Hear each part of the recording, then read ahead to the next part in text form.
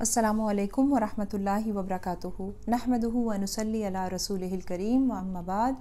فاعوذ باللہ من الشیطان الرجیم بسم اللہ الرحمن الرحیم۔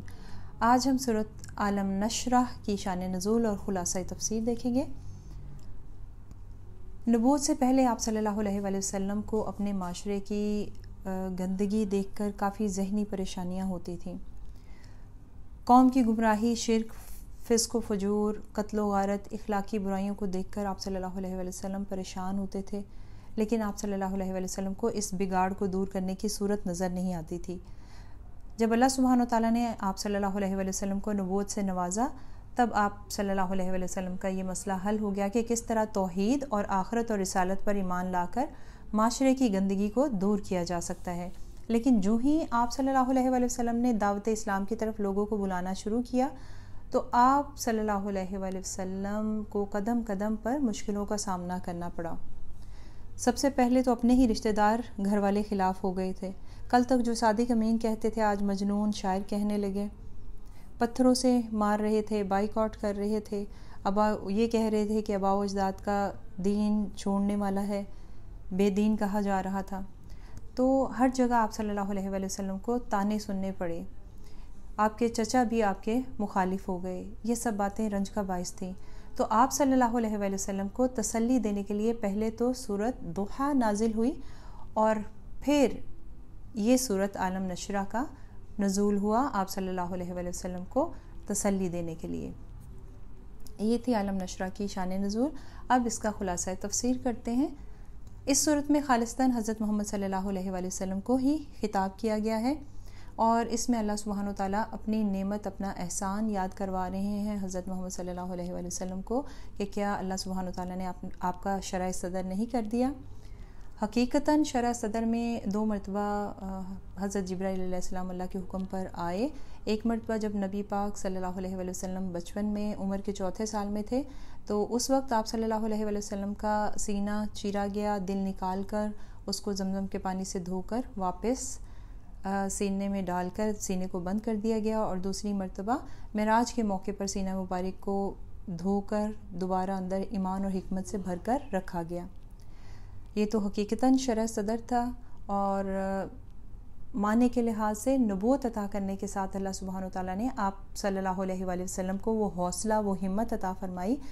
جو رسالت کا منصب سنبھالنے کے لیے درکار تھی۔ نبوت کے ساتھ ساتھ آپ صلی اللہ علیہ وآلہ وسلم کو اللہ تعالیٰ نے وہ حکمت بھی عطا کی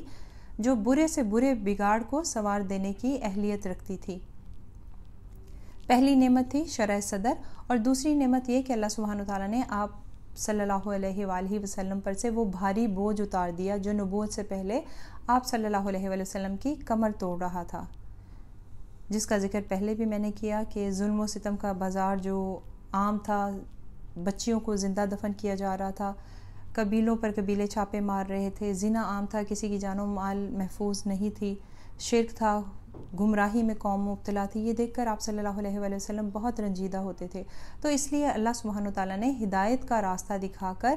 آپ صلی اللہ علیہ وآلہ وسلم پر سے یہ بھاری غم کا بوجھ اتار دیا، اور آپ صلی اللہ علیہ وآلہ وسلم بالکل مطمئن ہو گئے کہ اس طرح آپ صلی اللہ علیہ وآلہ وسلم ساری نوع انسانی کی برائیاں دور کر سکتے ہیں۔ پھر اس کے بعد تیسری نعمت آپ صلی اللہ علیہ وآلہ وسلم کو عطا کی گئی، وہ تھی آپ کا ذکر، اس کو بلند کر دیا گیا، یعنی آپ صلی اللہ علیہ وآلہ وسلم کے نام گرامی کو بلند کیا گیا۔ اس کے بارے میں ایک حدیث آتی ہے کہ حضرت جبرائیل علیہ السلام نبی پاک صلی اللہ علیہ وآلہ وسلم کے پاس آئے اور کہا کہ اللہ تعالیٰ آپ سے پوچھتے ہیں کہ کیا آپ جانتے ہیں کہ آپ کے ذکر کو کیسے بلند کیا گیا ہے؟ تو نبی محترم صلی اللہ علیہ وآلہ وسلم نے فرمایا کہ اس حقیقت کو تو اللہ تعالیٰ ہی بہتر جانتے ہیں۔ تو انہوں نے کہا کہ اللہ تعالیٰ فرماتا ہے کہ آپ صلی اللہ علیہ وآلہ وسلم کے رفع ذکر کی کیفیت یہ ہے کہ جہاں پر میرا ذکر کیا جائے وہاں پر آپ صلی اللہ علیہ وآلہ وسلم کا ذکر بھی کیا جائے گا۔ تو اب آپ نے بھی نوٹس کیا ہوگا کہ جب اذان ہوتی ہے تو اشہد ان لا الہ الا اللہ کے فوراً بعد ہی اشہد ان محمد رسول اللہ کہا جاتا ہے۔ پھر اس کے بعد کلمہ طیبہ، کلمہ شہادت میں جہاں پر اللہ سبحانہ وتعالیٰ کا نام لیا جاتا ہے ساتھ ہی حضرت محمد صلی اللہ علیہ وآلہ وسلم کا نام لیا جاتا ہے۔ پھر نماز میں درود پاک پیش کیا جاتا ہے، اس میں حضرت محمد صلی اللہ علیہ وآلہ وسلم کا نام ہے، اور پھر السلام علیکہ یا ایھا النبی ورحمۃ اللہ وبرکاتہ سلام پیش کیا جاتا ہے اور دعا دی جاتی ہے۔ اللہ سبحانہ و تعالیٰ خود نبی محترم صلی اللہ علیہ وآلہ وسلم پر درود پاک بھیجتے ہیں۔ قرآن پاک میں آیت ہے ان اللہ و ملائکاتہ یصلون علی النبی یا ایھا الذین آمنوا صلوا علیہ وسلموا تسلیما۔ تو اس طرح سے اللہ تعالیٰ نے آپ صلی اللہ علیہ وآلہ وسلم کے نام کو بلند کر دیا۔ مشرکین مکہ نے آپ صلی اللہ علیہ وآلہ وسلم کی دعوت حق کو نیچا دکھانے کے لیے آپ کو لوگوں میں جادوگر اور دیوانے کے نام سے مشہور کیا، اور اسپیشل کہتے تھے کہ اس بندے سے مت ملنا، یہ دیوانہ ہے، پاگل ہے۔ تو حج کے موقع پر سارے عرب سے لوگ مکہ میں حج کے لیے جمع ہوتے تھے، تو یہ کیا ہوا کہ یہ بدنامی الٹا نیک نامی میں بدل گئی کہ ہر کسی کو ان سے ملنے کی خواہش ہونے لگی کہ دیکھیں تو کہ وہ کیسا ہے انسان جس کے بارے میں اتنا سننے کو مل رہا ہے کہ اس کی بات نہ سننا، ورنہ تم بھی اس کے جیسے ہی ہو جاؤ گے یا اس کے دین پر عمل کرنے لگو گے